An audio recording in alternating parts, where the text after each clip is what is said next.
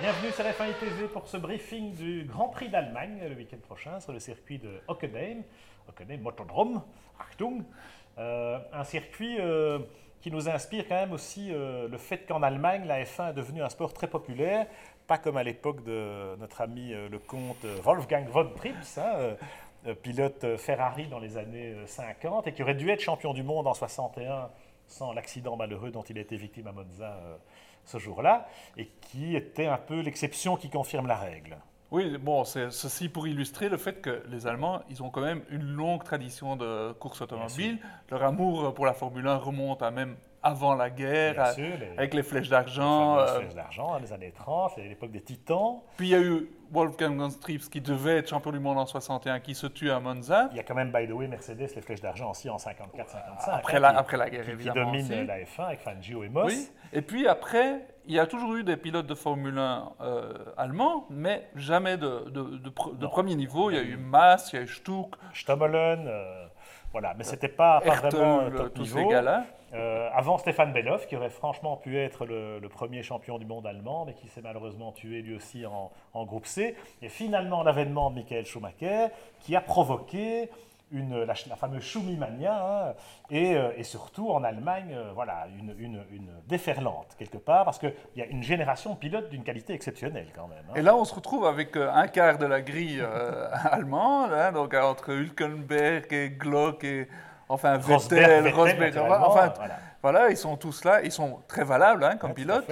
Et donc, c'est la grande messe. Même Adrian Sutil, qui est au chômage technique, c'est quand même une pointure. Il n'avait pas démérité oui, il était pas mal. Force India. Et donc, Hockenheim devient vraiment leur endroit, la grande messe du sport automobile allemand. On a eu Silverstone, qui est évidemment le temple de la vitesse et le berceau de la course automobile à l'anglaise. Hockenheim, on n'est pas loin de Stuttgart. Le fief de Mercedes-Benz. Voilà, et là, on sent qu'effectivement, il y aura du beau monde et qu'il y a cette espèce de choc de génération, y compris dans le stadium, dans les tribunes, dans les gradins, entre les Schumi et les Vettel, quoi, Baby Schumi, comme on dit. D'un côté, on a septuple champion du monde, Michael Schumacher, 43 ans, et toutes ses dents, il marche très bien. Et on a Vettel, qui, à 25 ans, a quand même déjà 2 titres de champion du monde. Donc, ils sont gâtés. Et donc, j'imagine qu'entre les générations dans le stadium, ça doit se bagarrer ferme. Alors, Hockenheim a pas mal évolué avec les années. Depuis quelques années, c'est un circuit qui a quand même été considérablement raccourci. Ça reste une piste intéressante parce que il y a de la haute vitesse et il y a cette partie sinueuse du stadium. Donc, il y a un compromis dans les réglages à trouver. C'est une asphalte assez abrasive. On va donc, en fonction de la météo, parce que c'est aussi une inconnue dans cet été pourri, jusqu'à preuve du contraire, à Hockenheim, soit il fait très chaud, c'est une cuvette, soit il pleut. Donc, dans les deux cas, je pense qu'on devrait bien s'amuser. De toute façon, on va bien s'amuser. On aura les huge suspects, on aura les Red Bull et Alonso qui vont se bagarrer devant. Et puis, ça sera une question qui va bien gérer les pneus. La piste est abrasive, comme tu dis. Le stadium est très technique. Donc, et puis, il y a les longues lignes droites en plus. Donc, on voit très bien les Mercedes et les Sauber marcher en ligne droite. Mais que vont-ils faire au niveau usure des pneus? Oui, parce que dans le stadium, les pneus arrière des Mercedes vont souffrir. Comment McLaren va corriger le tir par rapport à Silverstone? Parce qu'ils ne peuvent quand même pas passer complètement à côté de leur sujet comme ça. Et puis, les Lotus, parce que si on a la chaleur annoncée, on sait que les Lotus, elles peuvent très bien marcher. Les Lotus ou les Williams, par exemple, qui ont une très bonne usure, enfin, une très bonne gestion des pneus, très peu de dégradation des pneus chez Williams. Donc on peut avoir des surprises intéressantes, ça peut faire un beau Grand Prix. Tout à fait. Lotus, voilà une écurie qui pourrait surprendre. Oui. Parce que, bon, ils ne nous surprennent plus, ils nous surprennent depuis le début de la saison, donc ils marchent super bien. Maintenant, ils peuvent vraiment jouer la victoire à Hockenheim parce qu'effectivement, dans le stadium, c'est eux qui vont le mieux pouvoir gérer l'usure des pneus. Maintenant, aux pilotes de travailler aux essais. D'être mieux placé en qualif, de partir plus haut sur la grille et de ne pas faire de conneries en course. OK, ça c'est le but. Beaucoup de... c'est clair.